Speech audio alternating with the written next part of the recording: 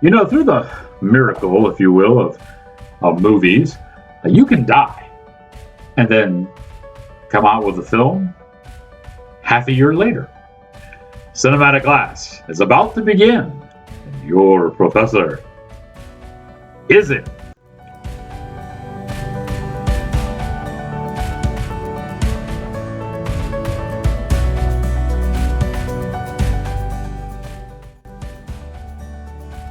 Tonight, we battle storms in an average thriller.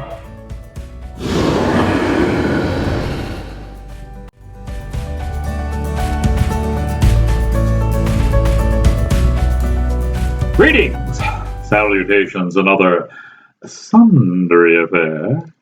I am your cinematic professor and purveyor of truth in movies. And the person I speak of is Anne Hesh. She died at the age of 53 back on August the 11th of 22.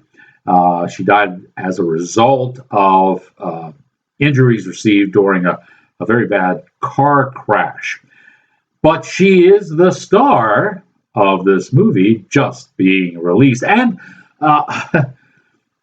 perhaps ironically, also starring in this is Alec Baldwin. Baldwin is perhaps persona non grata in Tinseltown right now because of his pending trial and lawsuits over his shooting on the set of Rust. And this movie was shot and before all that happened, and now it's coming out now. So maybe for a PR standpoint, it'll be a good thing to kind of keep Alec in front of the public and doing a role that, doesn't call into any of the problems that he currently is experiencing. The movie is called Supercell, and what it basically boils down to is a boy's search for who his dad really was and an attempt to follow in his footsteps.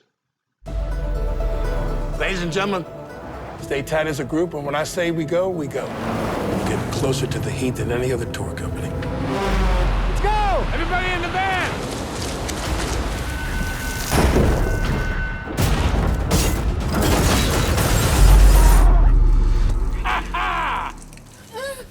You're welcome. Your parents are the reason I started chasing. Did you know about this? It can save lives. You know how dangerous this world is. Who goes out onto a roof to get close to the sky?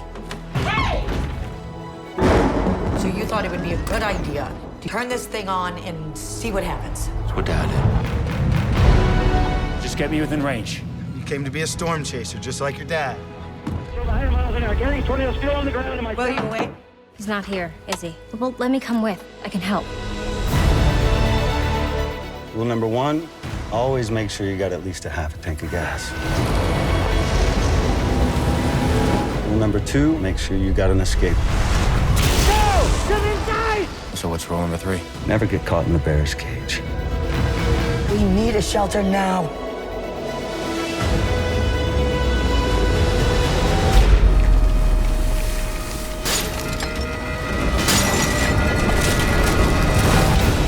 Welcome to the backside of a supercell. Be chased for knowledge, not thrill.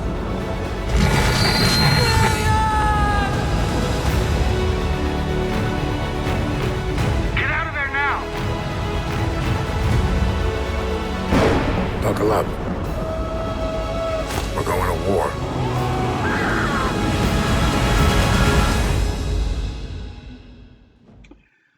Okay, so basically what happens here is we have William, who was played by Daniel Dimer, and I got to tell you, as far as the cast is concerned, he is probably the weakest link. I just couldn't buy him in this role. He doesn't seem like he can pull it off. I think he would be a better cast playing a jock on a football team. Now, he's a, wow, talk about stereotyping. Yeah, but he looks that way, and he doesn't fit in this role that he's supposed to fit in. He's just too damn big to be looking like some kind of a pushover. You know what I'm saying? Anne Hesh is his mother. She plays Quinn, and she holds herself largely responsible for the death of his father, who died while when William was very small, while storm chasing. Okay. And so she's gotten out of the business altogether, and she doesn't want William anywhere near the business. Enter Skeet Ulrich, who is Roy. He's called Uncle Roy, but they're not really related. He was his the dad's business partner in the storm chasing business, and he's probably the guy responsible for William's dad's death. But he has no qualms or trepidations about letting William come back in. The Brody name is sacrosanct among storm chasers, and that brings in Zane, who is Alec Baldwin. Zane is the man who, when William's dad died, he bought the business and turned it from a storm chasing laboratory into a storm chasing tourist trap. So there's really no confusion over where this story is going. You can pretty much figure most of it out. There is, however, some pretty nice storm cinematography done by Andrew Jarek. Nothing as spectacular as, say, Twister, which had a much bigger budget, but there are some nice clouds, supercell clouds, and storm clouds shot in some lightning stuff. This was written by Anna James and by Herbert Winterstern, and he is also the man who directed it as well. I think now, perhaps, we should go once again back to the early Cretaceous period for the nation's first and only prehistoric film critic, Rex Real. Supercell has nice cloud shots, but is a one-day tale. And Hesh would have run out the back.